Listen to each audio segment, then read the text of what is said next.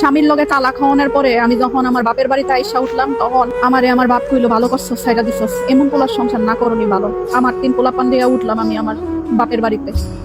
প্রথম প্রথম সবাই অনেক আদর যত্ন করতো। আমার ছোট ভাইটা আমার বাচ্চাটারে দেখতো, আদর করতো, বড় ভাই খোঁজ খবর নিত, খাইছিস কিনা জিগাইতো। আস্তে আস্তে ওরা দুপুর বেলার যে খাওয়ান, সবাই সবার পাতে খাওয়ানের লগে তরকারি মাইখা খায়। আমার পোলাপানের লিগা কোনো তরকারি থাকে না, বিকাল বেলা নাস্তা থাকে না, ওরা নিজেরা খায়। রাতের বেলা ভাতটা পর্যন্ত থাকে না, রাত্রেবেলার ভাতটা পর্যন্ত থাকে না, রাত্রেবেলার ভাতটা পর্যন্ত পাই না খাইতে। আমি আর আমার 3 বাচ্চা এখন এত বেশি অসহায় হয়ে গেছি, এত বেশি অসহায় হয়ে গেছি যে খাওয়ানো পাই না। জামাই কাম করতো না, কথা শোনাইতো, এর লিগে আয়া পড়ছিলাম এই বাসায়।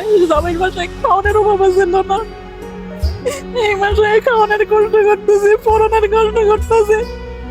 আজকে 2 বছর যাবত ঈদের একটা জামা কিনতে পারি নাই, পোলাপান করে একটা জামা কিনা দিতে পারি নাই।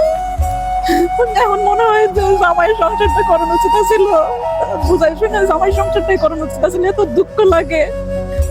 ও তো আর একটা বিয়া কইরা ভালোই আছে, কিন্তু আমি তো একলাই রয়ে গেলাম। কেউ না পারতে ছোটখাটো ব্যাপারের লিগা তালাকটা নিয়েন না, তালাকটা নিয়েন না।